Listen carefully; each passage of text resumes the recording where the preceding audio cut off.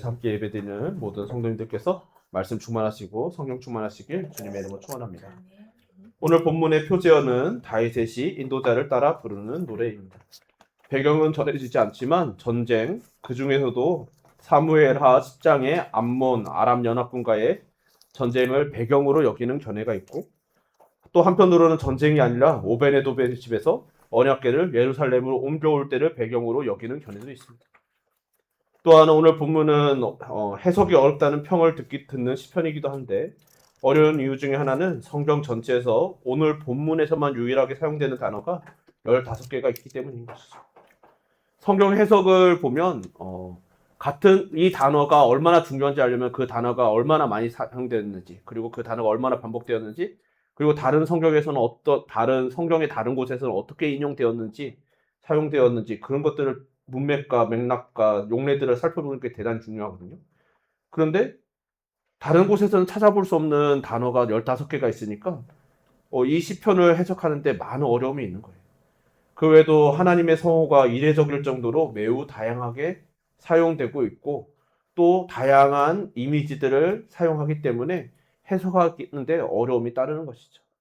그럼에도 불구하고 이 오늘 본문이 우리에게 전하는 메시지나, 그리고 오늘 본문을 살펴보는 데는 어떤 문제도 없는 것이죠.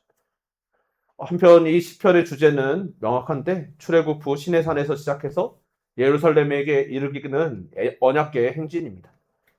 우리가 다 알다시피 시내산에서 만들어진 언약궤는 광야 이스라엘 백성의 선두에서 그들을 인도하는 역할을 했죠. 그래서 그 언약궤가 출발하면 그 뒤를 따라서 행진했던 것이죠. 그들이 여호와의 산에서 떠나 3일 길을 갈 때 여호와의 언약궤가 그 3일 길에 앞서가며 그들의 쉴 곳을 찾았고, 그들이 진영을 떠날 때에 낮에는 여호와의 구름이 그 위에 덮였더라. 민수기 10장에 그 장면이 묘사되어 있습니다.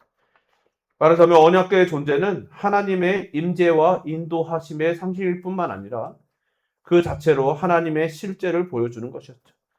그래서 이스라엘 백성이 행진을 시작하고 멈출 때마다 늘 그들에게 익숙한 모습은, 광야 40년 동안 항상 그들이 보아왔던 모습은 바로 아까 읽어드렸던 그 모습인 것이죠. 궤가 떠날 때 그 궤를 뒤따라가는 것입니다. 그리고 그 외에도 다른 장면이 하나 더 인상적인 장면이 있는데, 그것은 궤가 떠날 때 모세가 그들 앞에서 항상 했던 말인 거예요. 그러니까 민수기 10장 35절과 36절을 보면 궤가 떠날 때는 모세가 말하되 여호와여 일어나사 주의 대적들을 흩으시고 주를 미워하는 자가 주 앞에서 도망하게 하소서 하였고, 궤가 실 때에는 말하되 여호와여 이스라엘 종족들에게로 돌아오소서 하였더라. 그러니까 모세가 언약궤가 일어나 출발할 때는 했던 선포 혹은 기도와, 또 이제 행진을 멈추었을 때 언약궤가 이제 그들 중심으로 세워지는 그 모든 과정들에 대해서 선포되는 기도와 선언들이 기록되어 있는 것이죠. 여기서 우리는 참 이 언약 이스라엘을 이 기도문에서 이 모세의 이 기도와 간구 혹은 선포에서 우리는 이스라엘을 인도하는 언약궤가 단지 인도의 역할뿐만 아니라 전쟁에서의 승리를 보장하는 역할도 하고 있음을 보게 되는 것이죠. 그런 점에서 오늘 본문 68편은 전쟁 승리의 시이기도 합니다. 바로 앞에서 언급했듯이 언약궤의 행진은 이스라엘을 향한 하나님의 보호하심과 모든 싸움과 전쟁에서의 승리를 보장하는 성격이 있었기 때문인 것이죠. 그래서 전쟁에서의 승리를 바라거나 기념할 때 종종 이 성경에서뿐만 아니라 기독교 역사 속에서도 이 종종 68편 1절과 2절을 읽었다라는 기록들이 곳곳에 남겨져 있습니다. 그러나 성령님께서 이 시편을 통해서 말씀하시고자 하는 승리는 사실 단순한 전쟁에서의 승리만을 의미하는 것이 아니지, 우리 주 예수 그리스도의 승리를 궁극적으로 노래하고 있는 것입니다. 그래서 이것을 먼저 깨달은 바울은 에베소서에서 그리스도께서 속죄 사역을 마치시고 승천하신 것을 말할 때 이 오늘 본문 18절을 인용합니다. 에베소서 4장 8절에 그러므로 이르기를 그가 위로 올라가실 때에 사로잡혔던 자들을 사로잡으시고 사람들에게 선물을 주셨다 하였도다. 이것이 본문 18절의 인용인 것이죠. 18절에 주께서 높은 곳으로 오르시며 사로잡은 자들을 취하시고 선물들을 사람들에게서 받으시며 반역자들로부터 받으시니 여호와 하나님이 그들과 함께 계시기 때문이로다. 아멘. 본문은 시내산에서 출발한 언약궤가 하나님께서 자기 이름을 두시려고 정해 놓으신 곳인 시온산에 올라가 안치되는 것을 표현하는 것이죠. 바울은 이것을 단순히 언약궤가 시온산에 있는 성전에 안치되는 것 정도로만 멈춘 것이 아니라 이것을 그리스도께서 하늘로 올라가서 보좌에 앉으시는 것으로 이해하고 인용하고 있는 것이죠. 그래서 이 두 본문 우리는 성경은 모두 성령께서 감동하사 한 분 저자이신 성령께서 인간 저자들을 감동시켜서 쓰게 하신 책이라고 믿잖아요. 그러니까 같은 성령께서 다윗과 바울을 감동시키사 이런 동일한 고백을 하게 하신 것이죠. 그래서 다윗은 감동하여 쓰고 바울은 그것을 해석하여서 이것이 바로 그런 의미였노라고 우리에게 전해주고 있습니다. 다윗에게는 언약궤가 시온산에 오는 것이 출애굽 이후 시내산에서 출발하여 광야를 지나 가나안에서의 모든 전쟁을 마치고 드디어 하나님께서 자기 백성 안에서 완전한 승리를 얻으신 것을 의미했습니다. 그렇지만 그것이 다는 아니었던 것이죠. 이것이 하나님의 임재를 상징하는 언약궤를 넘어서 하나님 스스로 하나님이신 성자 하나님께서 사람의 몸을 입고 이 땅에 내려오사 임마누엘이 되어주시고 또 죽음과 사탄의 권세를 멸하신 승리를 얻으신 뒤에 승천하신 일의 예표였던 것이죠. 여기서 사로잡은 자들을 취하시고와 사로잡혔던 자를 사로잡으시고라는 말씀이 의미하는 것은 이제 주님께서 죽음과 사탄을 포로로 잡으시고 승천하셨다는 의미로도 이해할 수 있는 것입니다. 이렇게 바울의 본문을 인용함으로써 본문의 언약궤의 행진은 결국 우리 주 예수 그리스도와 그 사역을 가리키는 것이고, 그래서 시편 68편은 메시아의 승리를 기념하는 메시아 예언시의 성격도 함께 갖고 있는 것이죠. 오늘 본문의 서론에 해당되는 첫 번째 예언은 1절에서 6절인데 개선 행진입니다. 물론 언약궤 행진이지만 이것은 곧 하나님의 행진이라고 할 수 있는 것이죠. 그래서 1절에서 6절은 1에서 6절은 자기 백성의 찬송을 받으시면서 개선 행진을 하시는 하나님을 생각하게 합니다. 또 연상할 수 있게 되는 것이죠. 그 행진하는 순간에 분명히 이 개선식으로 가장 유명한 것은 로마인데 이 개선하면 승리하고 잔치가 벌어지는 것처럼 파티하듯이 환호하고 꽃을 날리고 정말 그것을 기념하는 기쁨이 충만한 시간들인 것이죠. 바로 하나님께서 개선하시는 이 순간도, 그리고 성경에서 나와 있듯이 다윗이 헌화하고 춤추고 정말 노래하며 행진하였던 그런 기쁨이 충만한 분위기였을 것이죠. 자, 앞서 살펴보았듯이 오늘 본문은 또 민수기 10장의 모세의 기도 혹은 선언으로 시작됩니다. 1절과 2절에 하나님이 일어나시니 원수들은 흩어지며 주를 미워하는 자들은 주 앞에서 도망하리이다. 연기가 불러가듯이 그들을 몰아내소서. 불 앞에서 밀이 녹음같이 악인이 하나님 앞에서 망하게 하소서. 이것이 말씀드렸듯이 모세의 기도를 인용한 것이잖아요. 참 그러면 모세를 생각하지 않을 수 없는 것이죠. 광야 40년의 여정을 지나야 했던 이스라엘 백성들 이끌고 그 여정을 함께 해야 했던 모세를 생각할 때 참 예전에는 모세 하면 단순히 위대한 선지자, 참 대단한, 성경에서도 하나님께서 인정하시는 전무후무한 선지자라고 생각할 뿐이었는데 날이 갈수록 그가 얼마나 힘들었을지, 그도 우리와 성정이 같은 자로서 우리가 느끼는 스트레스, 두려움, 불안 같은 것도 분명히 있었을 것이라는 생각을 하게 되는 것이죠. 그러니 모세의 인간적인 고뇌, 그런 어려움들까지도 헤아리게 됩니다. 그러니까 분명히 모세가 그 이스라엘 백성들 이끌어갈 때 성경에서도 곳곳에 등장하잖아요. 모세가 얼마나 고통스러워했는지 힘들었는지 하나님께 호소했는지 우리는 다 알죠. 정말 그런 모세가 정말 이 이스라엘 백성들 이끄는 모든 순간에 어려웠겠지만 그런 모세를 견디게 하는 분명한 보장이 있었습니다. 그 보장이 무엇입니까?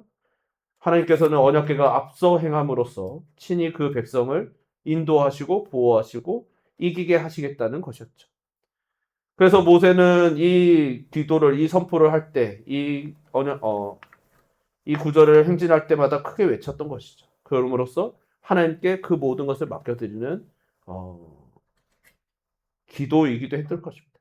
그러니까 입으로는 온 백성이 듣게 하나님이 일어나시니 원수들은 흩어지며 주를 미워하는 자들은 주 앞에서 도망하리이다라고 외치면서도 아마 속으로는 그 모든 것들을 향해서 하나님 앞에 이런 간구를 드렸을 수도 모르겠다는 생각이 들어요.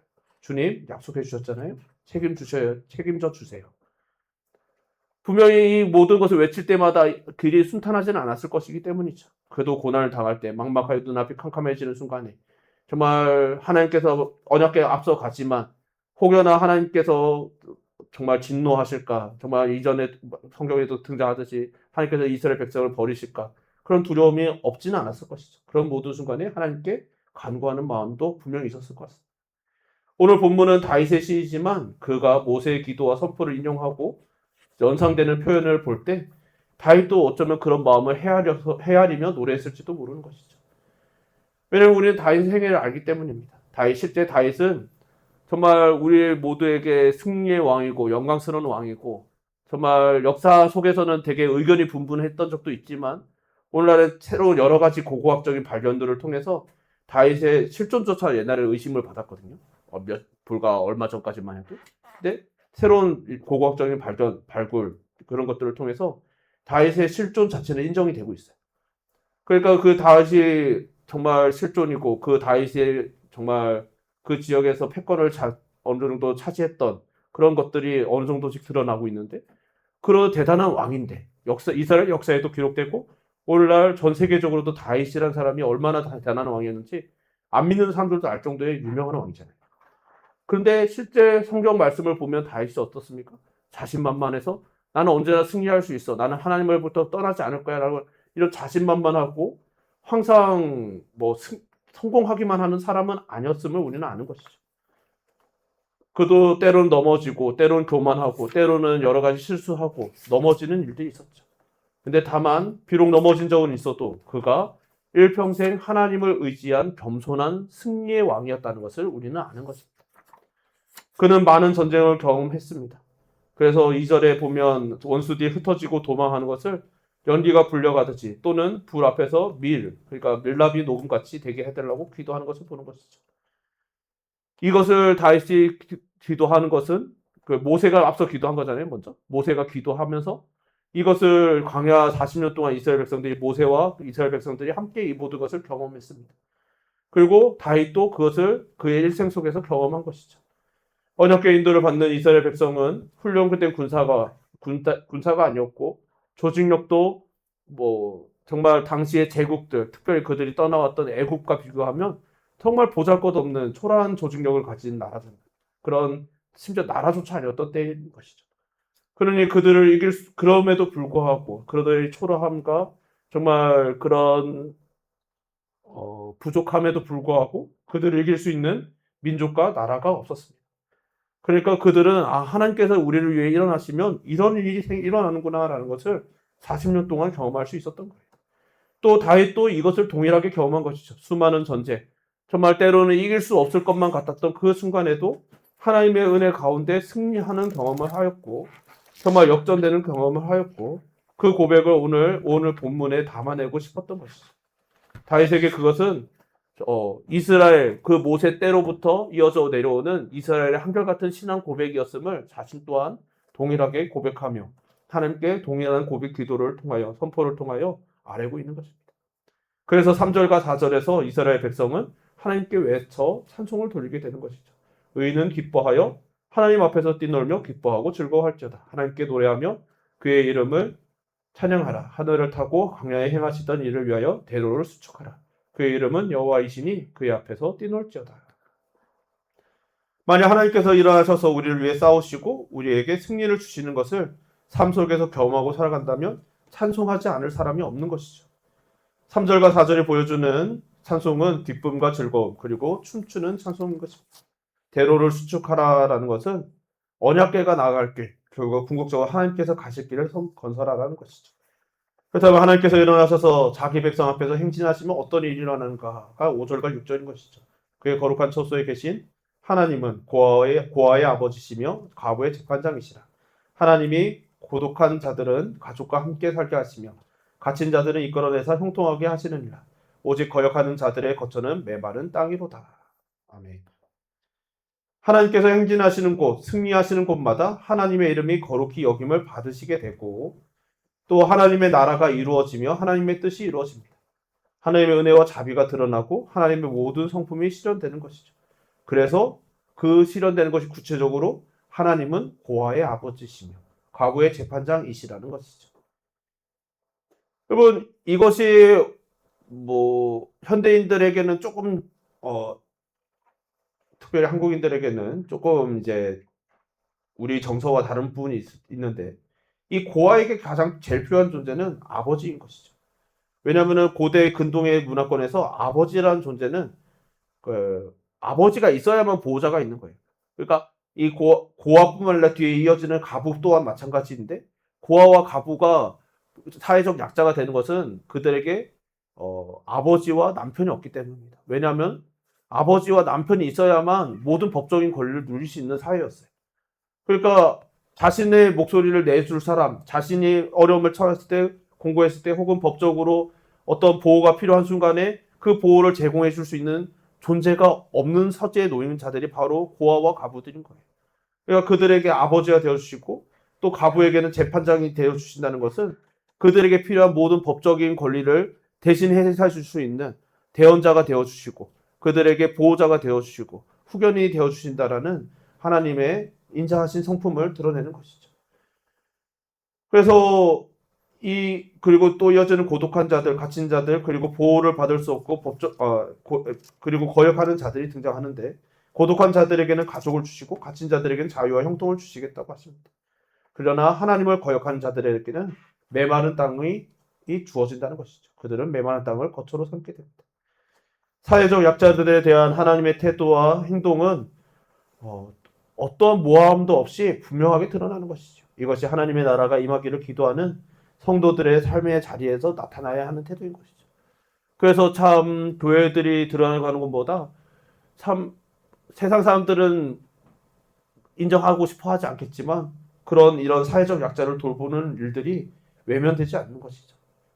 때론 부족함이 있을지라도 그 일들을 해 나가는 것은 왜냐하면 성도들이 하나님의 성품을 이루는 그런 신앙이기 때문인 것입니다. 이어지는 7절에서 14절은 출애굽 후 시내산으로부터 시온산까지의 긴 행진에서 자기 백성을 인도하시고 돌보시는 하나님의 축복을 입증해 주는 장면들이죠.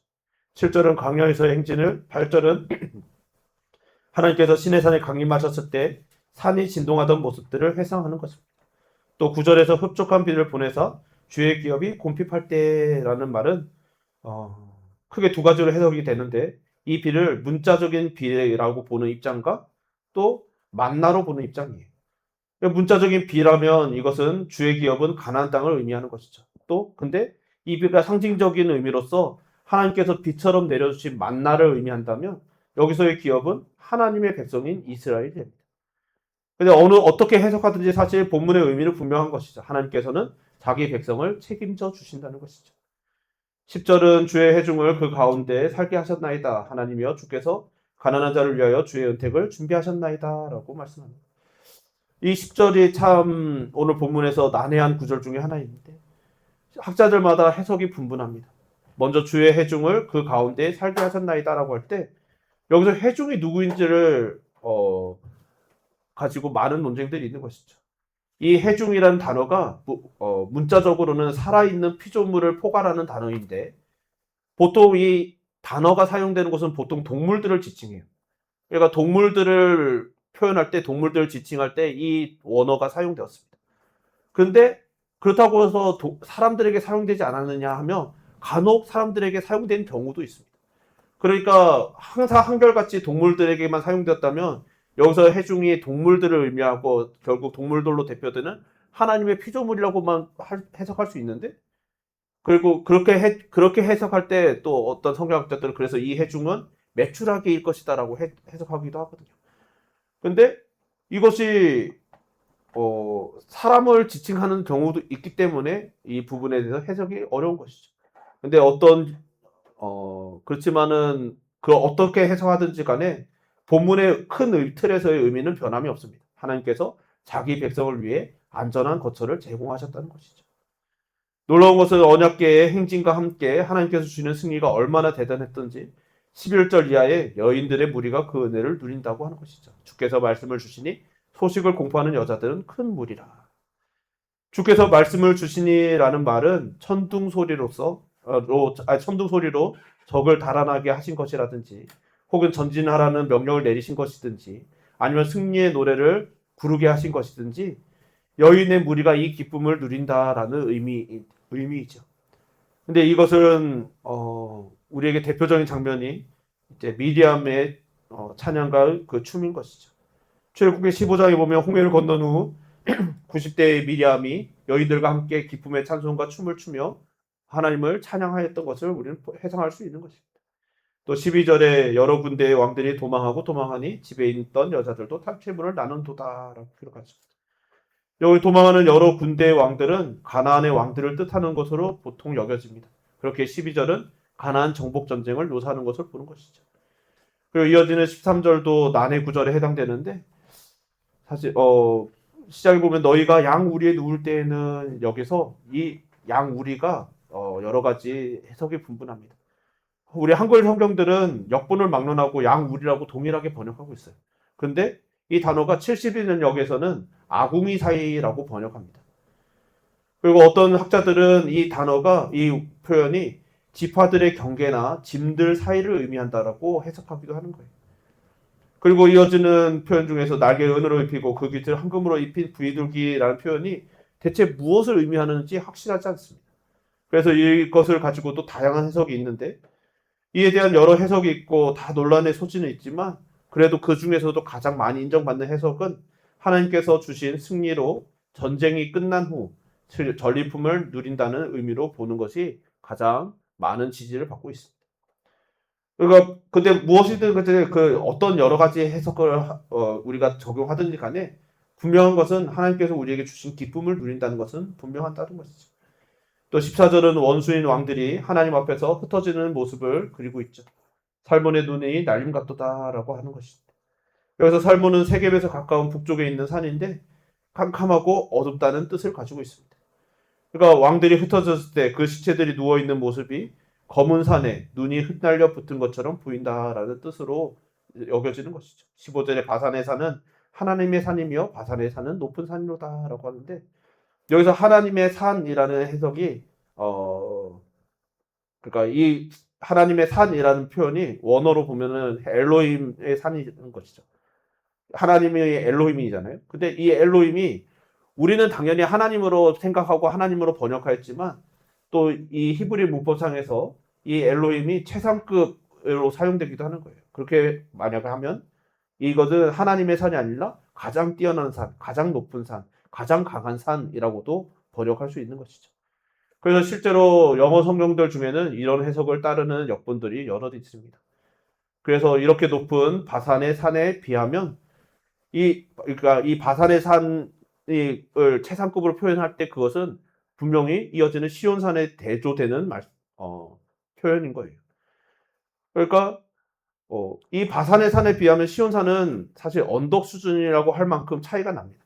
그래서 이어지는 16절에 다윗은 너희 높은 산들아 어찌하여 하나님이 계시려 하는 산을 시기하여 보느냐라고 묻는 것이죠. 그러니까 객관적으로는 바산의 산들이 더 높고 웅장하고 대단한 산들인데 그거에 비하면 언덕에 불과한 시온산에 하나님께서 거하시는 것을 질투한다라는 표현으로 그것에 비하면 세상들의 눈에 보이면 시온은 그리고 그 시온으로 대표되는 이스라엘은 하나님의 백성으로 삼아주신 이스라엘은 보잘것없다는 것을 의미하는 것이죠. 그런데 그 이스라엘 백성이 거룩한 백성인 이유 그리고 그 시온산이 거룩한 이유 그 이유는 무엇인가? 바로 하나님께서 택하신 산이고 하나님께서 거기 거하시겠다고 하셨기 때문에 거룩하고 존귀한 것이죠. 그것을 다윗은 이 15절과 16절에 바산의 산들과 이 여호와께서 계시는 이 산, 시온산으로 보이는 이 산을 대조함으로써 그렇게 표현하고 노래하고 있는 것이죠. 그리고 이것은 사실 우리 교회에게도 동일한 것이죠. 교회와 성도들에게도.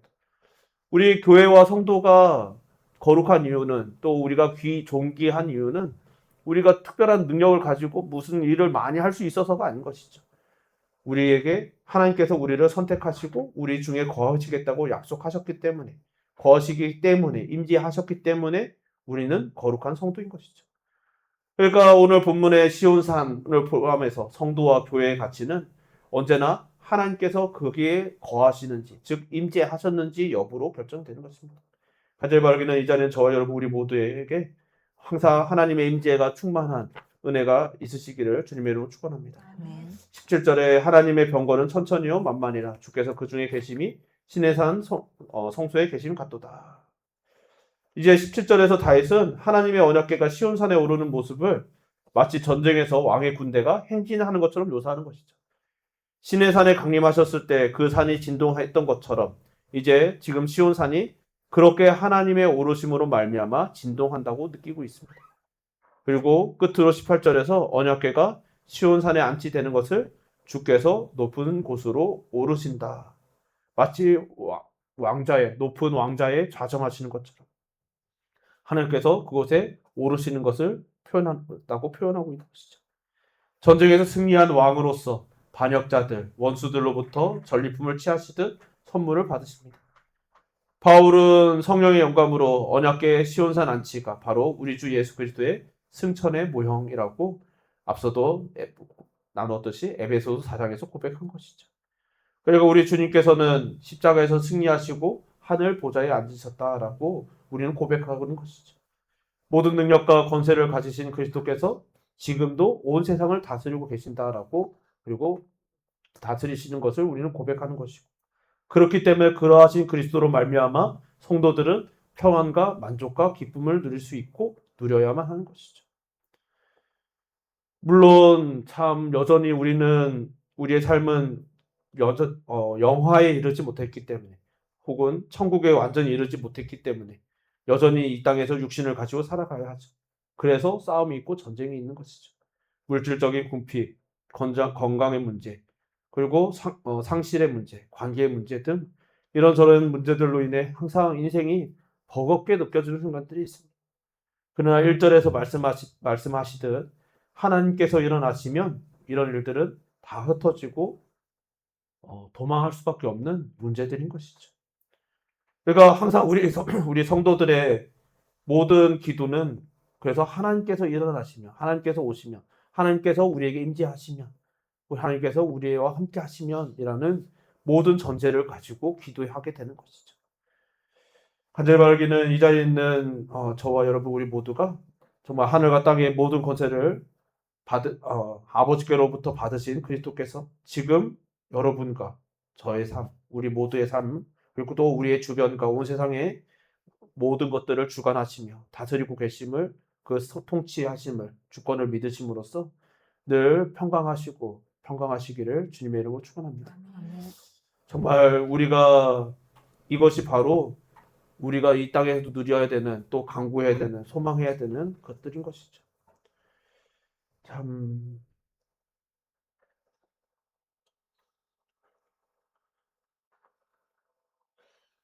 주중에 이제 그런 이야기들을 봤어요. 사실 말씀을 보면서 성경을 제가 찬양하면서 나눴지만 참 말씀에 대한 것들을 참 많이 찾아보는 편인데 참 요즘에 이제 보고 싶은 이제 강의도 많고 이제 책들도 많은데 그런 것들을 보면서 참 안타까운 것들이 참 이런 것들을 교회 특별히 젊은이들, 청년들이 많이 다 참 진작에 듣고 깨달았으면 참 좋았을 텐데 하는 것들이 많은 것이죠. 근데 그 모든 것들이 지식에 대한 안타까움이 있지만 동시에 느끼게 되는 것은 그런 지식이 아무리 많아도 아무리 우리 앞에 놓여 있어도 우리가 하나님을 임재가 없으면 그것들이 무슨 소용이 있을까라고 싶은 순간들이 생겨나는 것 같습니다. 그래서 지식이 아무리 많이 있어도 결국 우리의 결론은 정말 그들은 때로는 고리타분하고 정말 지루하다고 말하겠지만 결국 예수 그리스도로 귀결이 되게 되는 것이죠. 그리고 그것이 바로 우리가 참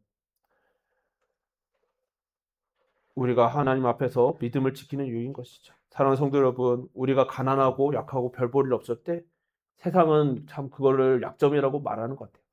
약점이죠. 분명한 약점이고 사람들은 그것을 공격거리고 때로는 조롱거리라고 생각합니다.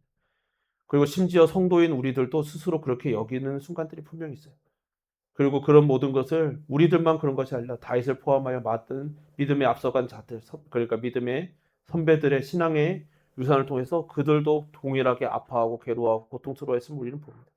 그러나 동시에 그들의 신앙의 유산을 통해서 이 성경 말씀을 포함한 그들의 신앙의 유산, 그들을 통해 우리에게 전해주시는 신앙의 유산을 통해 하나님께서 우리에게 전하시는 하나님의 뜻은 분명합니다. 우리의 약점으로 보이는 그 약점이 아니라 하나님의 능력을 나타내실 기회라는 것이죠. 오늘 본문도 바로 그것을 이야기하는 거예요. 우리에게 하나님께서 임하시며 일어나시며 우리와 함께 하시면 언제나 우리는 하나님 앞에서 승리할 수 있다. 그리고 이것이 바로 성도의 관점이며 복음의 적인 삶의 자세인 것이죠. 이를 통해 성도는 모든 상황 속에서도 이래 일비하지 않으며 주님과 인도하심과 앞서 행해 주시는 은혜를 누릴 수 있습니다. 간절히 바라기는 오늘 함께 예배하는 저와 여러분 우리 모두가 이런 은혜를 충만히 누릴 수 있으시기를 다시 한번 주님의 이름으로 축원합니다. 우리 이 시간 찬양 한 곡 부르고 같이 기도했으면 좋겠어요. 예수 우리 왕이여 찬양할 텐데 우리 가사를 생각하면서 기도하는 마음으로 우리 함께 찬양합시다. 예수 우리 왕이여 이곳에 오소서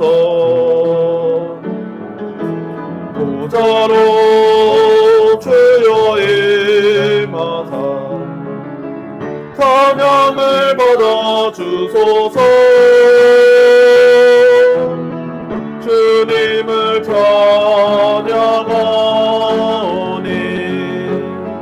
주님을 경배하오니 왕이신 예수여 서서 찾아와서 다스리 주님을 찬양하오니 주님을 찬양하오니 주님을 경배하오니 왕이신 예수여 서서 찾아와서 다스리 나는 찬양하리라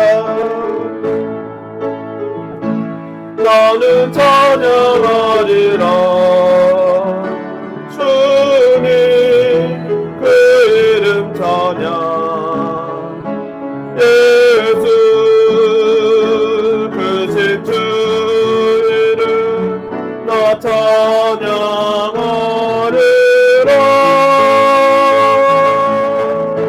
나는 찬양하리라 주님 그 이름 찬양 예수 크신 주 이름 나 찬양하리라 우리 기도합시다. 기도하실 때 우리에게 제일 중요한 거는 지식도 아니고 또 막 세상 사람들이 보기에 능력으로 보이는 돈 혹은 명예 뭐 이런 것들도 아닌 것이죠. 언제나 우리가 성도됨은 성도가 성도됨은 교회가 교회됨은 하나님께서 우리 중에 임재하셨는가로 결정됩니다. 이 시간 우리 함께 기도하실 때 주여 오늘도 우리 앞에서 행해 주시옵소서 언제나 우리에게로 돌아와 주시옵소서 모세가 날마다 행진할 때마다 기도하였고 또 행진을 멈출 때마다 간구하였듯이 주님 날마다 우리와 앞서 행해 주시고 인도하여 주시고 날마다 우리와 동행하여 주시고 우리 중에 거해 주시고 그래서 우리가 날마다 주의 임재를 경험하며 누리며 주의 임재 안에서 평강을 누리며 주님을 찬양하며 즐거워하게 하여 달라고 주님께서 주시는 그 은혜를 누리게 하여 달라고 우리 주님의 임재를 위하여 이 시간 주여 한번 부르고 함께 기도합시다. 주여 설마 그냥 구수하신 하나님 아버지 이 시간 우리들이 주님께서 우리에게 베풀어 주신 모든 은혜를 되새겨 봅니다. 주여 하나님의 다윗이 주님을 찬양하며 기도하며 간구하며 나아갈 때 주여 아버지 그에게는 기쁨이 충만하였습니다. 그가 기쁨에 충만하여 외치기를 이 기쁨은 나만 홀로 누렸던 기쁨이 아니라 과거 광야에서 모세를 통하여 선포되었던 그 선포처럼 하나님께서 우리 앞서 행하시며 인도하셨던 그 하나님이 다윗의 때까지, 아니 다윗의 때까지만 아니라 오늘 우리에게까지, 아니 이후로도 주님 오고 오는 모든 세대들에게 이어지는 하나님 아버지의 행하심이며 인도하심이며 섭리이심을 주 하나님 아버지 고백하게 됩니다. 주 하나님 아버지 주여 이를 통하여 우리에게 가장 중요한 것 성도의 성도됨, 주 하나님 아버지 교회의 교회됨, 우리의 정체성은 언제나 주님께 있음을 주 하나님 아버지 고백하오니 주여 하나님 우리의 왕이 되어주셔서 우리의 왕 되심을 주여 우리의 한시도 잊지 않게 하여 주시고 주 하나님 아버지 우리가 이 세상의 여러가지 모든 불파와